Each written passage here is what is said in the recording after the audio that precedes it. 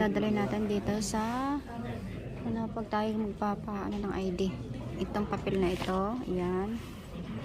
And then, di ba may number kasi ito guys. So, number 214. Ayan, 214 tayo. Ay, yung number ngayon ay 213.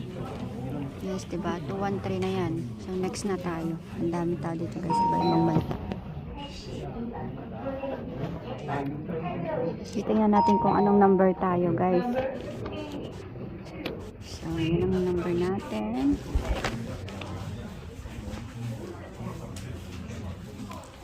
Ayan, 213. Ang tagal ng 213.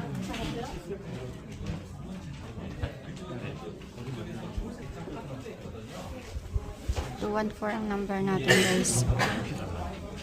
Dapat check nyo yung number nyo sa papel sa inyong appointment receipt.